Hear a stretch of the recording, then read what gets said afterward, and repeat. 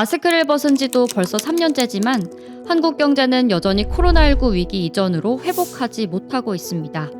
올해도 성장률이 1% 수준에 그칠 거라는 걱정이 많죠.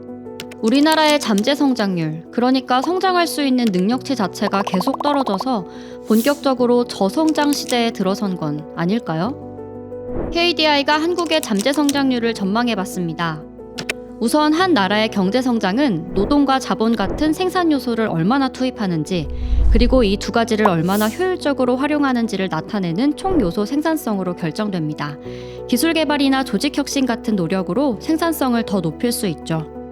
지난 20년의 경제 성장을 분석해보니 2000년대에 비해 2010년대 경제 성장률이 1.6%포인트 하락했는데 이 중 약 67%는 생산성 증가세가 둔화되었기 때문입니다.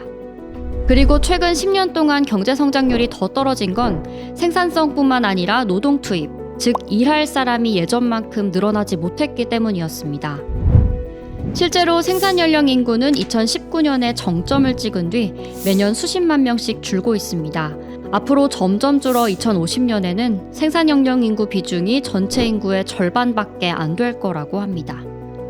반면 65세 이상 고령 인구의 비중은 올해 20%를 넘어서고 2050년에는 40%까지 오를 전망이고요. 문제는 이러한 인구 구조의 변화가 노동 투입뿐만 아니라 생산성에까지 악영향을 줄 수 있다는 점입니다. 청년층은 고령층에 비해 새로운 기술에 대한 적응력이 높습니다. 또한 청년층의 참신함과 위험을 감수하려는 성향은 혁신의 원동력이기도 한데요. 따라서 청년들의 비중이 줄어들면 우리나라 전체 생산성에 부정적인 영향을 줄 수 있습니다.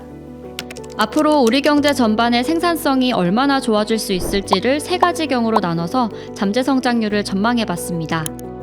기준이 되는 시나리오로 생산성이 지난 10년 평균치인 0.6%씩 매년 오르는 경우, 낙관 시나리오로 AI 기술이 더 발전하고 경제구조 개혁도 진행되어 생산성이 매년 0.9%씩 오르는 경우, 마지막으로 비관 시나리오는 무역 갈등으로 기술 확산이 제한되고 경제구조 개혁마저 어려워 생산성 증가율이 0.3%로 축소되는 경우로 설정했습니다.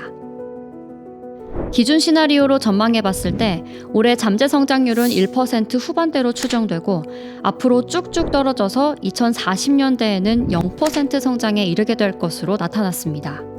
40년대 후반에는 역성장도 예상되는데요.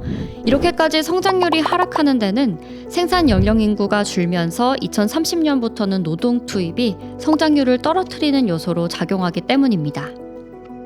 낙관과 비관 시나리오에서도 모두 잠재 성장률이 떨어지는 모습인데요. 비관적인 상황에선 역성장 시기가 40년대 초반으로 앞당겨집니다. 생산성이 생각보다 빠르게 좋아지는 낙관 시나리오에서는 2050년까지도 성장할 수 있을 것으로 예상됩니다.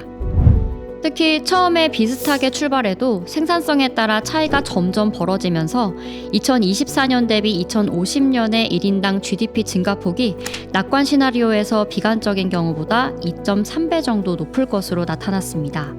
생산성을 얼마나 개선하느냐에 따라 성장률이 크게 달라질 수 있다는 의미입니다. 그렇다면 앞으로 어떻게 해야 생산성을 더 높일 수 있을까요? 우선 혁신 기업이 새로운 시장을 개척할 수 있도록 지원하고 성장을 가로막는 규제들은 정리해서 경쟁을 촉진해야 합니다. 고령화로 인해 일할 사람이 부족해지는 상황도 미리 대비해야 하는데요.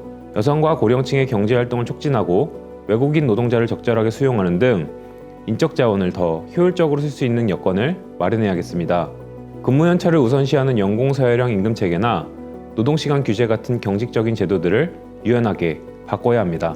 저성장 시대에는 경제구조 개혁뿐만 아니라 재정정책도 세심하게 활용해야겠죠.